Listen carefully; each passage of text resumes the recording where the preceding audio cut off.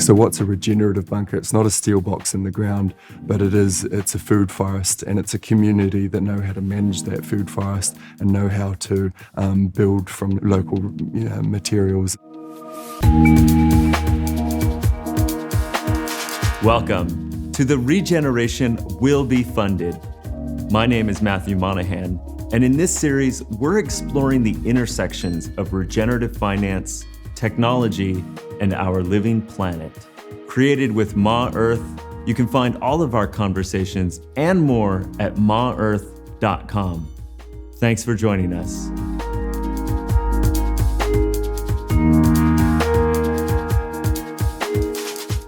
Today's guest is Zeb Horrell from Future Whenua. Zeb is a farmer in Southland, New Zealand.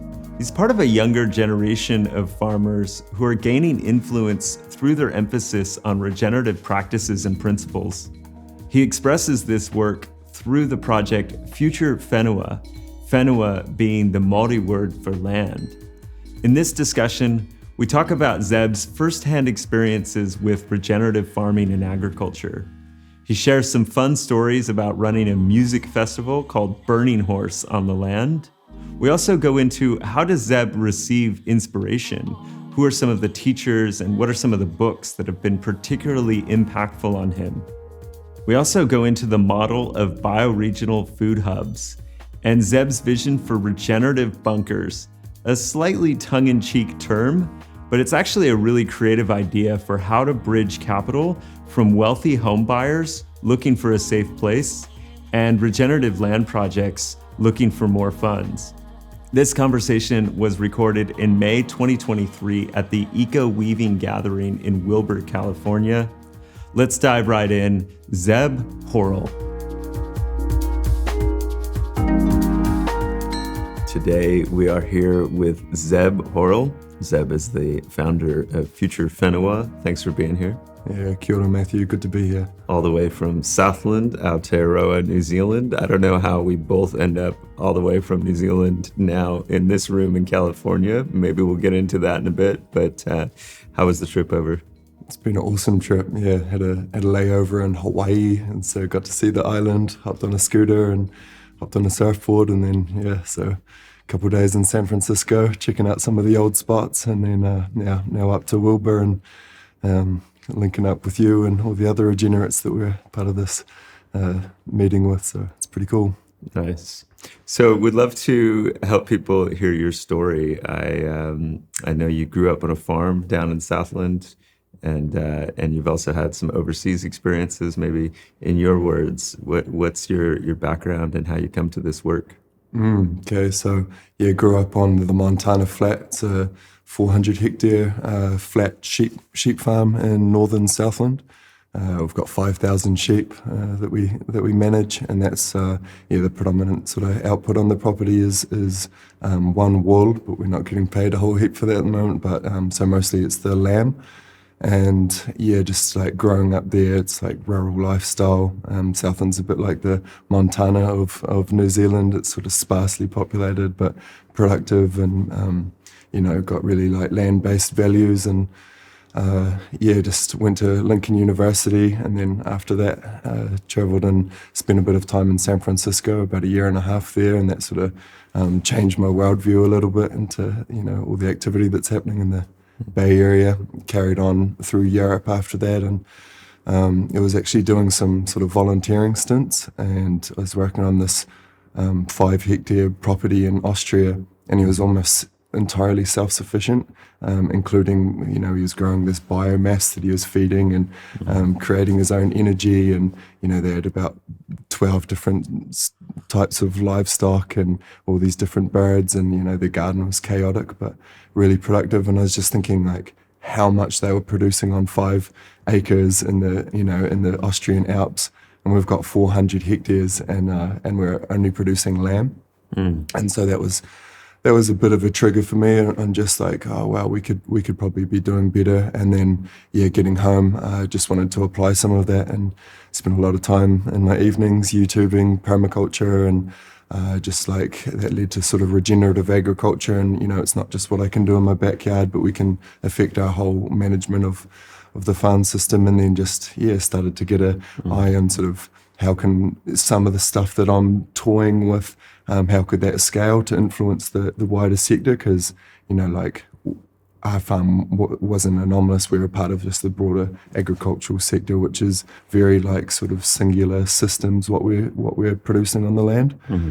And I was just thinking, how can I make a bit of an influence on that so we are a bit more diverse, particularly down in our area in Southland. And that's just led to all sorts of stuff. It's run a music festival on the property as well, which was one of the first things that really sparked my entrepreneurial ambition, because there's all these challenges you've got to overcome. And then, Burning Horse sort of led to Future Whenua Summit, which is a 3-day gathering of people working on alternative food systems and natural building, permaculture, like just people and like leaders in the sector as well as just activists down below, and starting to form a network around all of that. And so it's all just been quite a exploratory journey that's led me to still managing the sheep farm, but now spending a bit more time on some of the sort of more systems and change level. And how many Future Whenua summits have happened now? There's been 3. Just had the 3rd, yeah. Yeah. I mean, it's becoming a bit more known within the agricultural sector of New Zealand. I think that, you guys are pushing the edges. You're representing next leadership thinking, really kind of trying to bring fresh approaches to how we do land use and farming, especially in rural areas in Aotearoa, New Zealand. I'm curious, though, like, Lincoln University is regarded as one of the main agricultural universities and school programs in the country. And yet, you kind of get these inspirations from being on a 5-acre farm in Europe or YouTube permaculture videos. Like, how do you feel about the education you receive versus what you're seeing on the land versus what you're trying to implement and move towards? Mm-hmm. Cool. Yeah. So the entire journey is my education, but the formal education at Lincoln, I'm really grateful for that experience, particularly with like the network in the ag sector around New Zealand that I've still got. But I guess I was quite like turned off. I wasn't inspired to learn while I was there. So I spent 3 years playing this game of how little could I put in and still pass, which is unfortunate per view, because it wasn't until I sort of left Lincoln that I awakened my spark for learning. It was, and that's for different reasons, partly just because I was young and more interested in drinking beers than improving my mind. But it was also just partly, I don't think I was really shown like the why, like what's important, why is it, why do we want to learn more about this, and also the type of education. It was, it's quite conventional. Lincoln is a well-regarded agriculture university, but still to this day, I never heard the word permaculture. We weren't taught about ecosystems and the way that like one plant family will feed into another. It was pretty reductionist science was the type of learning that we were doing, and perhaps that just didn't quite align with my natural interests.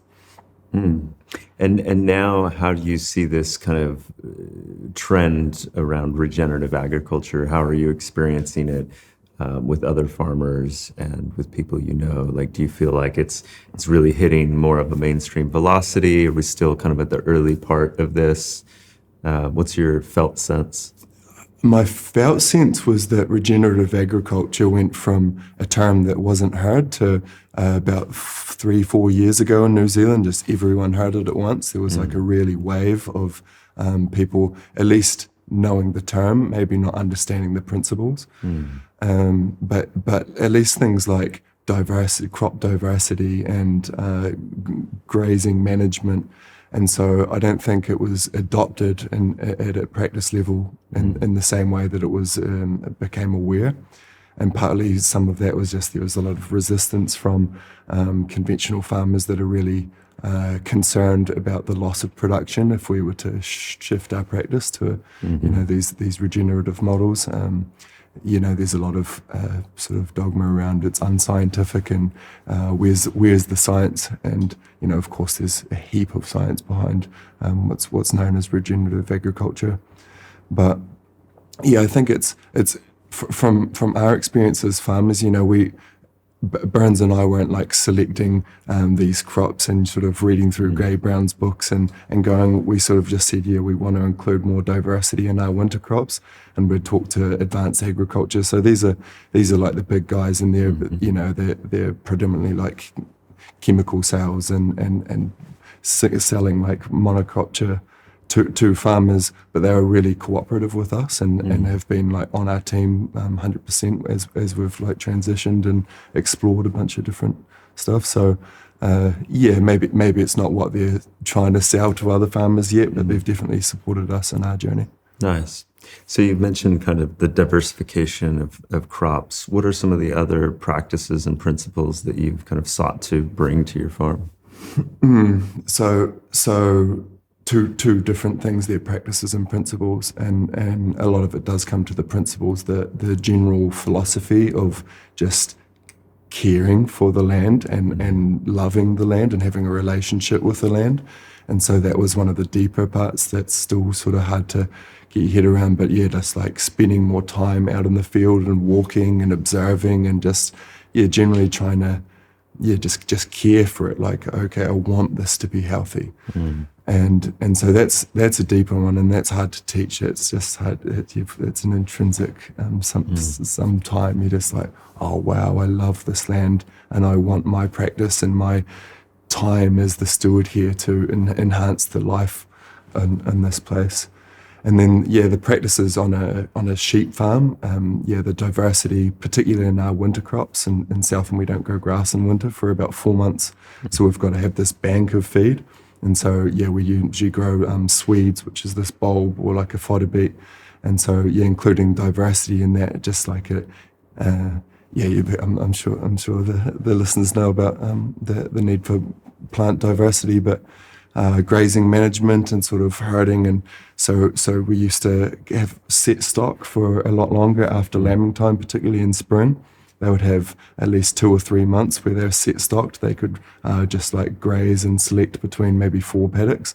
And now, as soon as possible, we'll mob them up and start rotating and keep them like that until winter again. And it's I think of regenerative agriculture slightly on a different level of how it's regarded in agricultural New Zealand, because I'm thinking about it in we're adopting our practices from like Gabe Brown and some of these guys in eastern the states, and they had these prairie lands, which is what the historical land use was, and so it's sort of trying to model like how the buffalo would roam.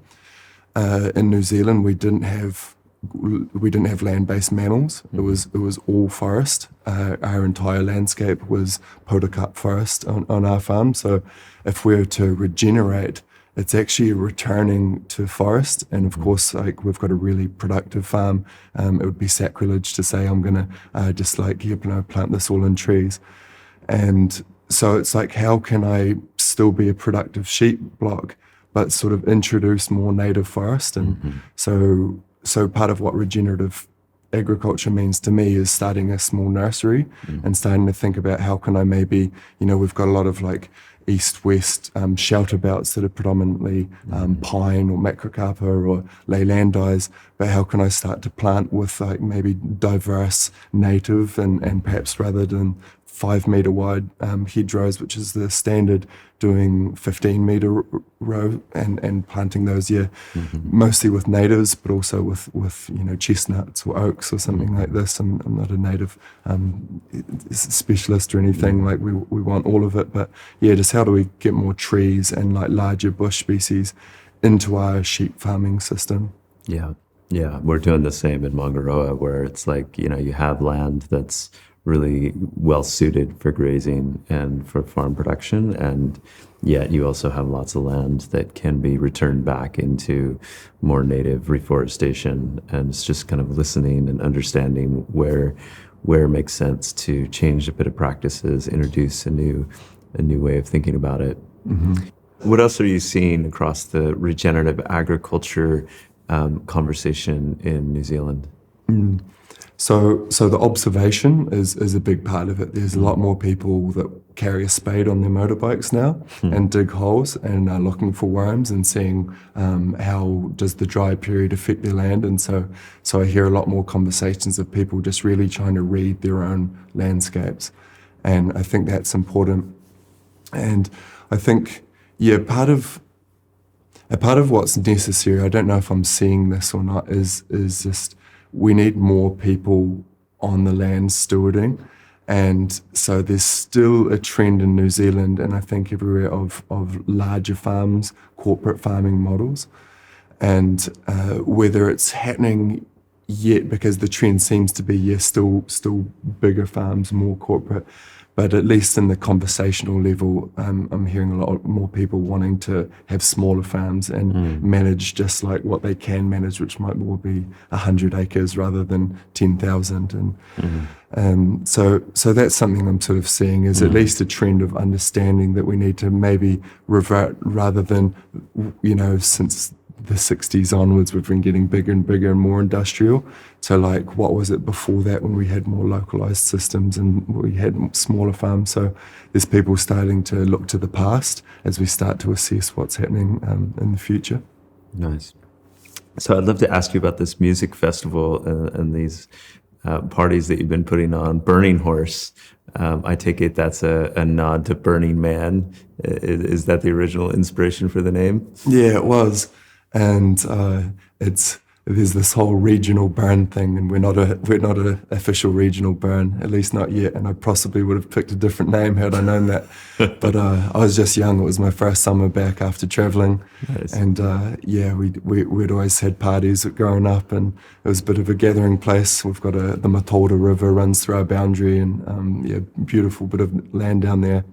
And so, we built this wooden horse. It was my first summer back, and we were clearing out some sheds and had this old timber and didn't want to just scrap it. So we built a wooden horse, and we called it Burning Horse as a bit of a laugh, and had sort of a bunch of my mates I'd met traveling that were living in Queenstown. So it was this expat community, as well as my Southland farmer and rugby player mates. And it was just like a bit of a mixing pot of cultures. And, we sat around a fire all night and played guitar and listened to some connected Yui booms.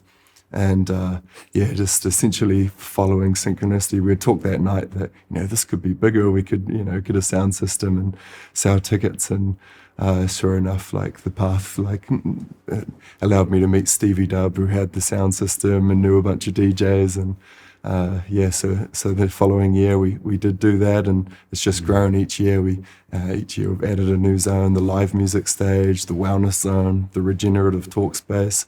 And each time we do that, it brings in a new community. The circus folk from Dunedin, the wellness and spiritual community from Queenstown, and people come to Queenstown, and rather than being this silo, it's not a spiritual event. The yogis are there, and they get to see the farmers who are sort of sitting at the bar and just knocking back beers, but everyone's there's a pretty high vibe. There's definitely this culture of we're respectful to one another, and just part of what happens at a party or a festival is you sort of drop that guard that we have in society so much. It's not very often you walk to a coffee shop and just talk to a stranger and get into your deep philosophies, but at a festival that happens all the time. And when a farmer and a hippie folk that would otherwise be quite othering to those guys over there, and you can see each other, and you can see each other deeply, and sort of it helps that unity of the kotahitanga. And I think that's a really important part of what we've been cultivating in Burning Horse in particular, is just because we've attracted such different communities, and you see each other and you see way more similarities than there are differences. I think that's been pretty important. And I heard there was a funny story about the horse this year, that it didn't really turn into a burning horse. Is that right?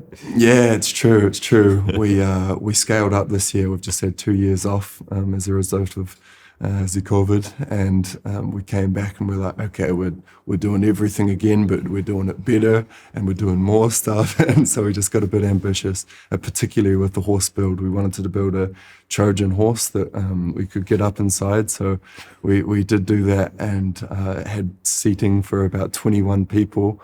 And but the council were just like a bit of a beady eye on us, and they wanted to make sure we were playing by the book. So all of a sudden, the building department was out there, and they were saying they thought it was a Class 1 building, so we had to demolish it. And like, oh, well, we're burning it on Saturday night, so yeah, sweet, we'll demo it. But then, and also meanwhile, we'd had the fire brigade out, and we had the head honchos of the New Zealand Fire Department, and they were sort of analysing this and that, and they agreed with us that it was a safe place to burn. And sort of look through, we had a pyrotechnics sort of plan. It was going to have, sparklers coming out of its nostrils and all sorts of stuff, like sort of a series of explosive perhaps. Friday morning, the day of the event, we finally got our resource consent. Council came to the department and said, yes, you're allowed to have the party. So we're grateful for that news. Literally an hour before the day, before patrons started showing up. But we also got a call from the fire department saying, yeah, we couldn't burn the horse. All the permits for the whole region were revoked for the weekend as a result of high wind, which never came. But I was pretty grateful. We'd put a lot of time and care, resources, and love, of course, into the build of this horse. Yeah. And it's the horse that lived. It's still down on the property. And nice. for the months, we had Future Whenua Summit the month after, and we were able to utilize that. And sort of, had some speakers in front of the horse, and it was just this cool feature. And I've since actually had councillors coming out, and we'll just like down to the river, and we'll head up into the horse, and we'll have our discussions inside. Nice. And we ended up, we put red carpet on side, and a bunch of like laser engraved artworks all on the inside. So it's a pretty cool place. Cool. I think we should make it legendary, and it'll just become part of the feature of the landscape. Yeah, it's either that or it will burn next year. Or burn it next year. One of the two. We'll see how it lasts this summer. It was built to be burnt. It wasn't built to last. So we'll see. Some of the. It was all built from materials from the land, as is all our staging and the bar. We've got a bunch of these wooden sculptures, which is one of the benefits to having their own property. One of the predominant features of Burning Man is it's a desert, and then they build a city, and then a week later it's a desert again, totally. No trace of, and I expect that because it's an ode to sort of just the non-lasting impermanence. The impermanence, exactly. Yeah. But some of that sort of is conflicting inside. I don't know if I like that aspect of the impermanence. Totally. And that was part of why I was glad to not be allowed to burn the horse, because it's like, geez, we put a lot of resource into this, and now it's this asset. If we burnt it, it's a pile of ash. So yeah, there hasn't been impermanence. We've been able to build a bar and build a stage, and then we can use it year in and year out. And it also sort of just like builds the landscape because it's made out of materials from the land. It's just like, it looks cool, it looks nice. Yeah. I haven't done the festival circuit in a while. I'm getting older, I guess. But I remember, when my brother and I did Burning Man, a few times, and then we're going to different festivals and events, the conversation was happening. It was like, we're doing these kind of impermanent, beautiful convenings and kind of social experiments, but wouldn't it be great if we actually had more of a physical, place-based, location-based context where then what, because it's also very resource-intensive, on the land financially, to go into a space and just consume so much, and like produce so much and burn so much diesel and everything else. So actually, sinking into a place but still bringing some of that vibe and some of that energy. Are you seeing that in kind of the people in your mates and folks that are contributing at Burning Horse and at Future Whenua, like that there is this impulse for more of a get back to the land and build things in alternative ways? I think the give back to the land is like a theme that you start to just feel when you're getting onto the land and you're giving back to the land. We do, like, there's without, because we've got the Matola River, it's the brown trout fishing capital of the world sort of thing. So we have a lot of fishing tourists come, and just I get so many compliments of just, man, this is the most beautiful piece of the river that we fish in New Zealand. And they come back year and year. And that was before we had the, giant Trojan horse there. It's really noticeable because we've, instead of a willow falls over and we just get the digger in and clear it, and which is usually how we go in by hand, and we use the loppers or chainsaws. Nice. And we're doing stuff by hand, and it's just so we're caretaking. And so that happens, but everyone that comes to Burning Horse, and there are dozens leading up to it, they're all coming because they want to give. And so there is a spirit of reciprocity that just gets awakened without having to say, let's practice reciprocity. It's just people that's just what's happening. They're coming and they're giving back, and they're building, and they're using their time, not going out to the golf course, but going into like doing 8 hours with tool in hand because they want to contribute to something that's sort of bigger than themselves and is, leading to that goal of, whether it's kotahitanga or just joy and human spirit getting alive, and there's all sorts of stuff that's happening. But people want to contribute to that, and I just get heaps of comments, like not just during the festival, like how much ecstasy there was felt in that, but like just how much intrinsic reward they felt as a result of that build-up period and being a part of the team. Nice. Yeah, I like that. So you've got the summit, you've got the festival. You're also doing a kind of a rural education program. Can you share more about that? Yeah. So it's semi-unofficial, a lot of what we've been doing, because it's, we've got a small team and we've got, visions to change the world. And we want to do, we're facing a poly crisis, so we need a poly solution. And because of the monocultural system that we live in down south, there's a lot of times that we've sort of got this slight tagline, I guess we've got to do it ourselves. And that's just the context of, it's hard to give full resource towards something like the rural education program. But what we have had is just particularly with like backpackers that will come and volunteer, we've been practicing that ever since I've been home. And then just slightly forming a bit more intention around that and a bit more structure around it.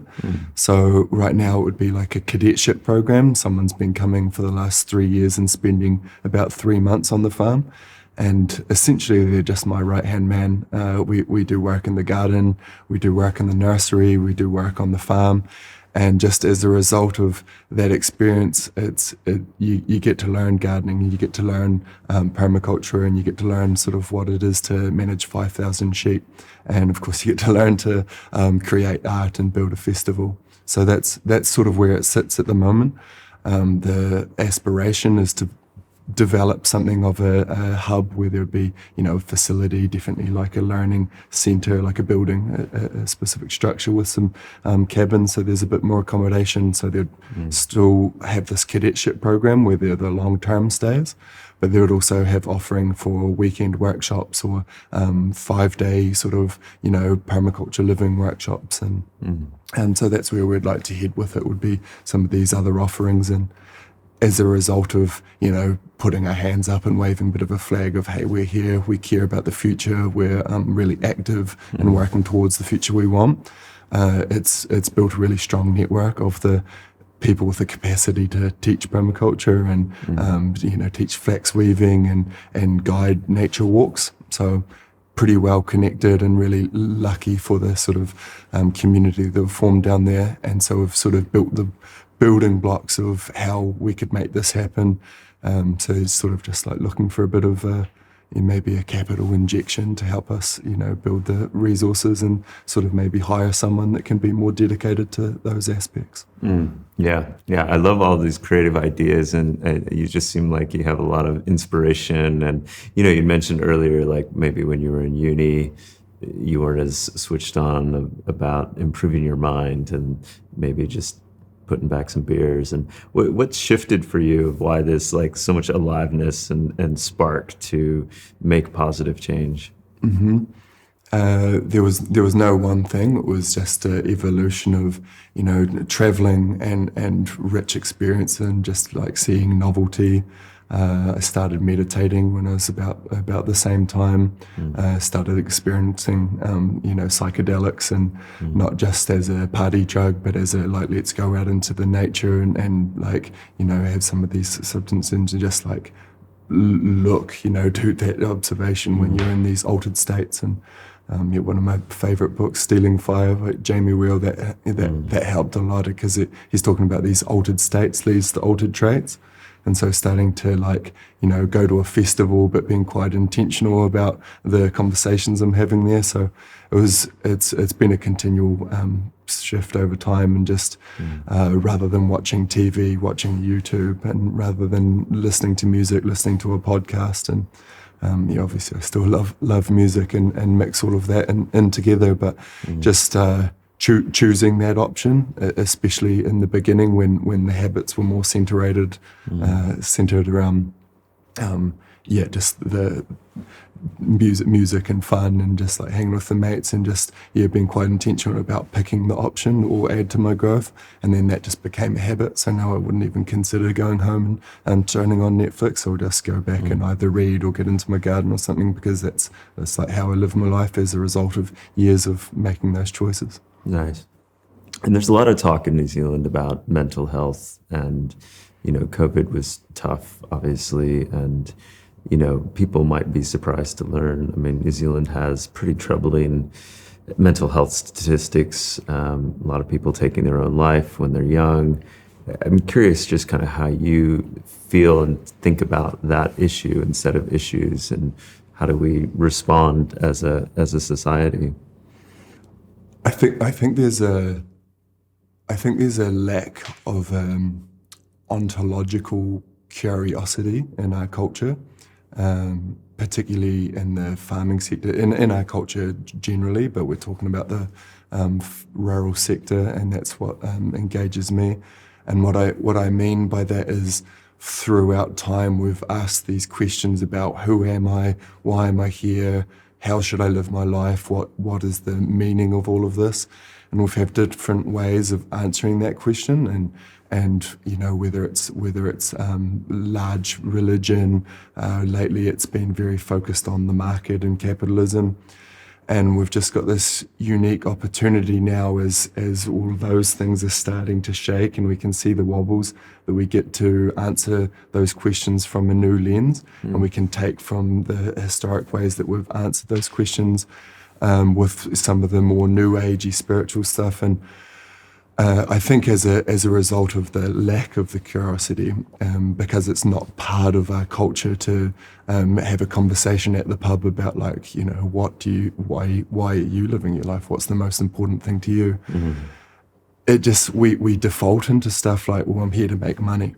I'm a farmer because I want to have the most production per unit area, and so we start working towards these metrics that don't satiate the soul, and stuff that satiates the soul really fundamentally is I think growth and contribution.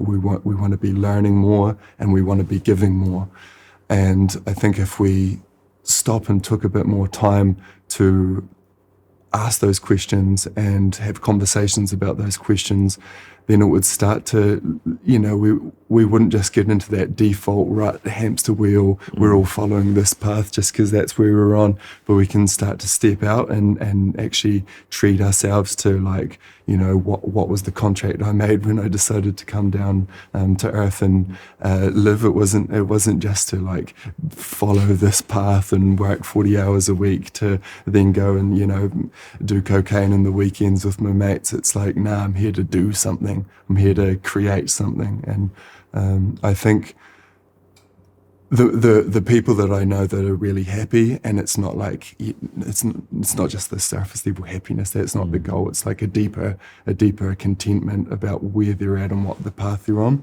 It's because they've taken some time to ask some of those questions. And I think if there were a bit more of an invitation culturally to discuss and converse on that level, that maybe that would help.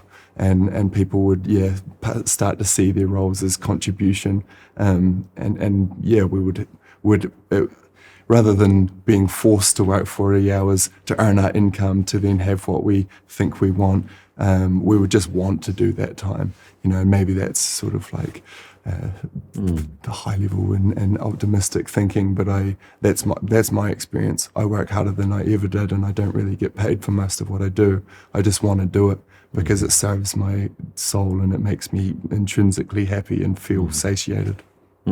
Yeah, so beautifully articulated. I'm curious how you think about the connection with land. I mean, you are so connected with land and place. How does that contribute to that, I guess, paradigm shift that you have versus maybe how mainstream culture indoctrinates us to be so markets capitalistic or kind of identity centric about what are we, contributing in the machine rather than what are we actually really contributing and why are we here? Mm-hmm. Yeah, I grew up on the land, so I'm fortunate to have that part as the whole way through. But growing up on a farm doesn't dictate that you become connected with the land. Totally. Because if you're if you're a farm owner and a business person that manages stock, that doesn't have the same lens. I think taking your shoes off and just like walking around with your feet on the soil, that's helped me. Asking some of these questions and really reading. I'm reading Braiding Sweetgrass right now, and it's just because of some of the other stuff that I've been researching, it's this talk about scientific knowledge. She's a really well-established botanist through the reductionists pathway, but she's also an indigenous, native elder, and so she's able to weave these two worldviews together. And it's just, it's really landing for me, but some of that has just happened naturally, taking time and like just observing a tree. You can sit there and it feels very weird to do that if you haven't done that, but you can just sit and stare at it and you'll think, oh, there's a tree. But if you actually reduce how much you're looking at, you could even look at one branch, and then you start to realize there's heaps more to look at, and all of a sudden it's like, oh, I need to not just look at that branch, but I need to look at one of the leaves because there's just so much. There's a lot of things I've done over time to help form my relationship to the land. I don't know what the place is to do that culturally, or if there is a need for that. I know historically most of humankind were living and foraging and sustaining themselves from the land, and now it's very few people. So we're in this situation now. Most people live in cities, so it's not about like you have to get back to the land and start farming, although I think a lot of people should start considering that as a life choice. But getting into the parks and, I love playing disc golf. It takes me around, and all of a sudden I'm going to a park that I've never been to, or a piece of an area. And I just, by the nature of the sport, you're following a disc and you end up landing in this area under a tree. And so you're seeing these different, and you've got to like decide your pathway towards the basket. And so by nature, you've got to look at which shrubs, where's the open space. And so just like, I love disc golf as a way of connecting me to the land, because it's just forces you into that observation space. Nice. Yeah, that's great. So you mentioned Braiding Sweetgrass by Robin Wall Kimmerer. You mentioned Jamie Wheel. We'll put links into the show notes for these books. What other books or resources or thinkers have influenced your journey, and folks that maybe are listening can go check out? I listened to the Future Thinkers podcast about 3 years ago. I started that, and I listened to every episode. It was the only podcast that really just dedicated myself. And if I were to give my CV to someone, and you would put Lincoln University graduate, that's what you'd put. But if I was talking about what helped me grow and what helped me learn the most, like that podcast without question was more Future Thinkers podcast. Yeah, and that's the one. I did like super learners academy when I sort of started on this, and because I was a really slow reader and I love books and I've got a massive book collection, so I wanted to learn to read fast. And he talked about this shotgun approach to learning, where you should learn from heaps of different sources and read and also listen and also watch and also do stuff with your hands. So I've been pretty diverse on what I've brought in, but Charles Eisenstein is just like really, really high for me. I think his philosophy has helped me understand the world, and there's certain things that I'll be feeling and I'll be thinking about a subject, and then I'll listen to Charles talk about or read one of his essays, and I'm like, yes, that's what I meant. That's what, those are the words to the felt experience. Totally. And recently Joe Brewer's been one that's like sort of risen into one of the top of my leaders. And I'm fortunately, as a part of this trip, actually the catalyst for this trip is I'm heading down to Colombia to Bahichara to witness what they're doing down there. And Joe Brewer, he wrote a book called The Design Pathway for Regenerating Earth. And it's a framework about bioregionalism and creating a regenerative and local economy, which isn't, it isn't based on the economy of like dollars, but just like how can we activate the gifts that each other, because everyone's got their own piece of the puzzle that they contribute. Mine's, to do with food production, but yours might be to do with education or finance. And so everyone's got their own gift. And how do you activate people to want to provide their gift and, facilitate flows of resource amongst leaders and actors in a certain space, a land-based area. And yes, I'm really excited to go learn from Joe in the person, because I've been following so many of his YouTube webinars and online courses in the Earth Regenerators community. Awesome. Thanks for sharing all that. I'm curious what else has you inspired, or what some of your hypotheses or early intuitions are about these kinds of bioregional models. So I can speak mostly just from our bioregion, the Southland area, and I know that in my grandmother's era, they would feed themselves at least 80% from the Southland area. And now it's 10%. So that's been in 60 years from 80 to 10%. And right now we're a really productive region, as I mentioned, but it's mostly meat, dairy and grains. And we export 98% of what we produce. So the export market, allows me to have a cell phone and laptops and stuff, because we're not making that in Southland. So it's not about a call to end the globalized system and revert to this. It's just about we need to get that 10% number back to something a bit closer to what it used to be. And because we used to do it, we've proved it's possible. We didn't, we didn't have the technologies and the access to resources that we do now. So it's just about like reverting to some of that. So we do have a localized model, and one of the several projects aside of what we've already talked about that we're trying to initiate and manage with Future Whenua is a community garden in Riversdale. And there's no market gardens, and there's not much like produce getting done in our whole area. So it was like a bit of a inspiration of just like, we can grow produce here. But the goal with the Riversdale Community Garden would be to create a food hub. And I think having a physical centre is really important to activating some people that want to do small scale production, whether it's dried flowers or honey or goat cheese or something. If there's not a hub to center around that, then you can feel like a sort of weirdo doing your own thing in the middle. But if there's a place that we can gather, and for one, it's really practical because it allows us, rather than creating a market for your goat cheese, it means you just can like sell at the Riversdale Food Hub. And I've witnessed this in the South Coast Environment Centre down in Riverton. They started this, the Guytons, a legendary couple who planted a food forest 40 years ago, and it's a living example of, they're growing kiwi fruits and hops and all sorts of these things that there's no way in hell that you could grow that in Southland, and yet here they are right in the South Coast growing it successfully year in, year out.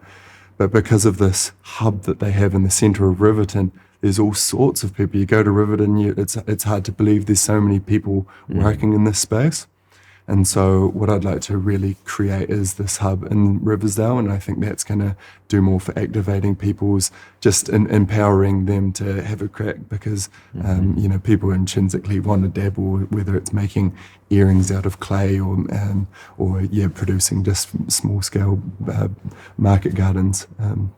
Yeah, I mean, it seems to me like such an obvious next step for how we rewire the food system. And obviously a lot of people talk about it, but like if you're doing those dried flowers, I mean, where are you going to sell them? So now you have to go find your own customers. You have to create your own storefront. You have to, if it's food, then you have to, also go through the litany of all of the things to sell into grocery stores. And whereas if we can kind of reclaim back this, could be rural, could be in more urban environments, but these localized food hubs, then now suddenly we have a lot of those issues falling back, and it also dramatically reduces the amount of transport miles. So we have a lot less fossil fuel input, because instead of shipping our food really far away and bringing it back in really far away, it's going a much more localized distance. And once the true cost of that carbon footprint and all of that transportation logistics system is fully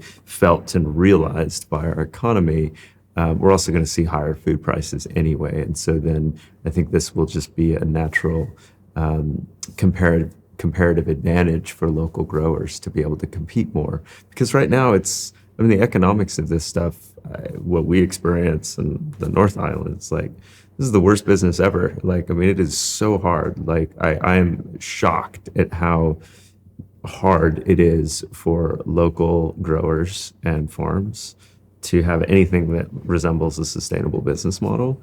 And you're just forced into these decisions of how many shortcuts do I want to take and externalize things where the land suffers as a consequence?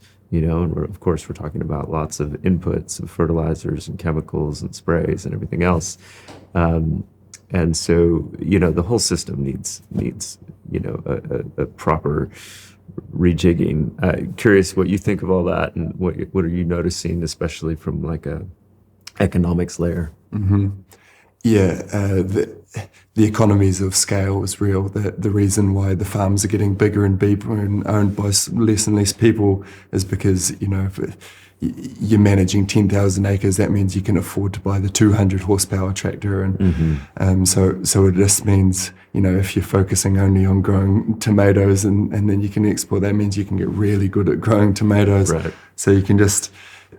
It's real. It just it leaves real issues with it, and so I don't know the answer of how we can finance people to do something that's not so profitable right now, and that's why it's cool to be with a group of people like we're with at Wilbur, because there are people that have answers to that, and we've just got to each play our part, but at least there's an awakening to the need for a local food system. And so guys like what you were doing at Mangaroa is just so inspiring, because of your past and being able to sort of invest in this infrastructure up front. And I think that's going to give you a huge market advantage, economically as well, because as more people want to start to buy local and realize that each time they go to the grocery store, they're voting for the global system, and that they actually want a local system, people are going to start voting for that system instead. So they're going to start looking for opportunities. And I think farmers markets are getting really growing in popularity, especially now that it's cheaper to get your produce from a farmers market, and way better what the food is that you're getting. So I think we're on the cusp of a bit of a wave of adoption of some of this stuff. So working and acting in this space now is going to give you a real advantage. And unfortunately, we're really lacking localized infrastructure. Yeah, we do. It would be good to have, in Riversdale, a commercial kitchen that people can come and make their own kimchi from, so they don't have to jump through the MPI hurdles themselves. And hopefully just the need for these systems will awaken or give a bit of a shake-up into wherever the pools of capital lie to invest in some of this stuff. Yeah. Yeah, 100%. Okay, so I wish we were down on your farm in Southland having this conversation, but we are in a pretty nice place. We're here at this eco weaving gathering at Wilbur Hot Springs. What brought you out here? What's attracting you to this conversation? And yeah, tell me more about this. Mm-hmm. On a non-specific to eco-weaving level, what's brought me here is synchronicity and like living a life of flow, and that's something I've done sort of intentionally, is just like following the signs, and that's a bit of a like deeper just life philosophy that I thought I'd name. And so that's came between, you know, how we met happened in that way. Just it was a bit of a suggestion, but then your name came up again, so we reached out, and that sort of allowed us to form a relationship. And then through that, Rob met Tony, and then Tony came to the farm, and just so happened that he was able to come to one of our events, not Burning Horse, but the pre-event that we held, and it was really beautiful and heart-centered community event. And so we got to form a really strong connection in a short time. And you're talking about Tony Lai, who we had a conversation with as well. People want to check that out. Yeah. I bet that was I'll be checking that conversation out for sure, because he's an interesting and awesome dude. And I know he lives the life of flow for sure. Mm-hmm. So sort of just like trusting in the signs that get laid out in front, and so that's part of what's allowed me to get here. Yeah, like I say, I'm heading to catch up with Joe Brewer, and so that was the catalyst for this trip. And I'd messaged Tony to say, yeah, while I'm in California passing through, I'd like to spend some time to make connections and form, you know, we're doing a lot of work on a shoestring budget. We build most of our stuff from the scraps that we can find and gather around. We've done most of what we did without funding, except for some few sort of donations that we've had to work fairly hard for, but at a time where like more significant investment would allow us to sort of grow. So yeah, it was a reaching out and saying, how could I use my time intentionally in California to connect with some people that might have a aligned vision for what we're working on. And so got the invite. And just why I'm here is just like seeing that nexus point in those different worlds that you've been talking about in this series of conversations: climate, food production, finance, technology. And I know I've got a nuanced voice just due to having a nuanced lifestyle. So hoping that I can contribute something to the conversation from a different lens that is already being discussed from. Yeah, well, I think you have a lot to contribute, and I think your knowledge and skills and the way that you're leading your life, I think, will increasingly become clear to people as something that can be really learned from, and so I'm very happy you're here. If someone's watching this and they want to pitch in maybe a bit of financial resources into Future Whenua and the projects that you steward, how would they go about doing that? Yeah, there's different levels which would be holding an invitation to.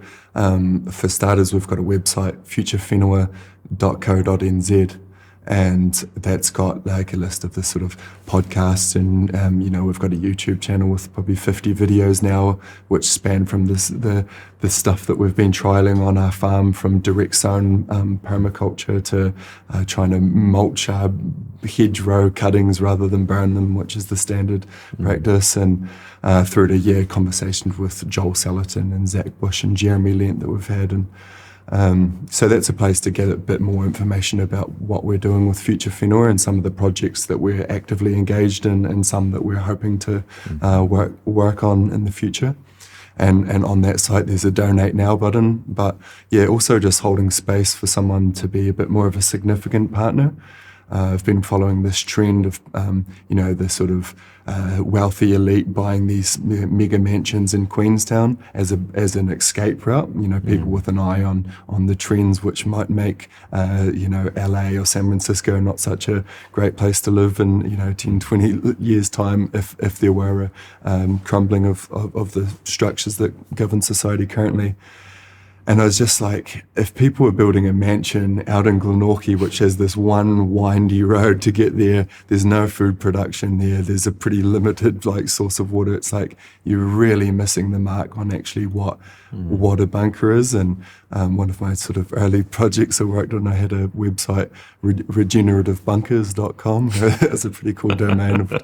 And it was just like, so what's a regenerative bunker? It's not a steel box in the ground, but it's a food forest, and it's a community that know how to manage that food forest and know how to build from local and know how to local materials. And so that's what I thought of a regenerative bunker. And I just thought of that as a way that I could sort of attract someone with the wealth to create what we're trying to create and give back and just, make the northern southern area a more resilient and beautiful place, but also create an offering to that person, so it's not just a donation, but it's something, we can provide this haven, this sort of eco oasis that you can be intrinsically connected to.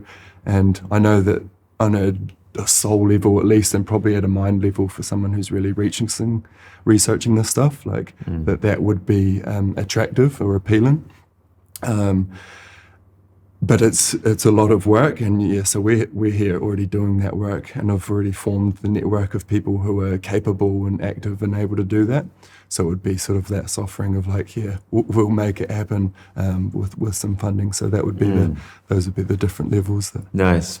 Yeah, I really appreciate you articulating it that way. I love this term, regenerative bunkers. The solution is not to somehow stash up enough food, only for ourselves and our family in the basement or in the back room of the house with a shotgun and some ammo, and somehow that, the crumbling of society is going to then, we're going to survive with whatever we've stored from the current globalist trade supply system. I mean, the solution is that we're actually embedding ourselves in a web of relationships and communities, that we're living back in touch with how to be in right relationship with the land, that we're growing food, that we're producing energy, that we have water, that we have the skills as a community, that we have the relationships where, that's the future, right? And so I think a lot of people like to paint the prepper, wealthy elite with a bit of a critical brush of like, oh yeah, they don't get it. And for all of those reasons, it is a bit misguided. But I do also think that people who recognize the precariousness of society and our lifestyles in the current moment understand a lot of those deeper principles, that it is about food production and water and resilience. And so they would be attracted to like what you're articulating, which is maybe they're currently in a very committed job somewhere in the city, and but if they did have kind of that level of resource mobilization where they could start to invest now in a more positive vision with people on the ground who can help to operationalize and implement and bring to life some of this work, then I feel like it could be a really attractive value proposition. So maybe, just to linger on that point a bit longer, like if someone wrote you a check for $10 million today, like what would you build? Like what would you imagine is possible down on the farm in Southland? Like what are some of your wild ambitions and dreams? Cool. Being at Wilbur Hot Springs is a pretty cool way to just like envision it, because there's this central hub, you've got this welcoming visitor centre you come, and then there's a big beautiful kitchen and dining hall and a pool table. So we'd need a function space where people can dine together and cook together for sure, and a series of cabins. We've been talking to 3D Wasp, which is a company in Italy that are 3D printing with earth. And so there's like clay deposits pretty much everywhere around. So it's a way of how can we, build with the materials on hand. And there's a pretty restricted skill level for natural building. So it's a good way of merging these ancient techniques with modern technology. So we'd be getting a crane wasp for sure, and to start building, printing some of these cabins perhaps. It would be an education facility, because that's really what we need, is more people to know about these practices. And so already people coming to the farm and doing farm tours and seeing what we're doing with regenerative agriculture. But if we could be able to do these sort of 5-day retreats and actually have facilities for people to come and be learning about that. And so there'd be certain things that would be building on the farm. I'd be investing in multiple hectares of agroforestry systems, because that's the way that I view regenerative agriculture, is not just through grazing management, but actually how do we do grazing management whilst we introduce more and more trees onto our land. Mm-hmm. And yeah, there'd be a certain amount that would just go towards wages, because I've got friends, and when I talk about this community I've built, the reason that it's not Zeb and his merry men like taking on the world and doing it right now is because Sean gets paid 180 grand salary from Fonterra to work on their boiler room engineering, and we've talked about some of the things like what Fonterra is one of the major dairy. New Zealand's industrial ag. New Zealand's biggest company, and produces a huge amount of milk powder that goes into the global system, and an important part of New Zealand's societal structure right now. So, but yeah, I can't compete with that right now. So it would just be like actually honouring these people's skills and with a wage that can support them in the way that they are now, and bringing them into the fold, instead of fixing up boilers, being like, let's find a way to felt our own wool that we're producing. Or I'd definitely be working on how can we, from our own farm, be producing a lot of food for our region. On 400 hectares, we've got gore there's no one producing even local lamb. Like I can't go to the store and buy some sausages or a beef that was like grown locally. It's all gone into the system and come back out. So we've got this idea about like mobile processing. Instead of the real centralized processing facilities, doing like micro things. And if we did these on like freight trucks, then it can start to service and go around. So not only can I have like legal abattoir to process our own sheep, but it can then go to Balfour or over to Dipton, and a farmer can do it there. So it would be investing in some of those ideas, and and then definitely having this food hub in Riversdale in my local township. Epic. Epic.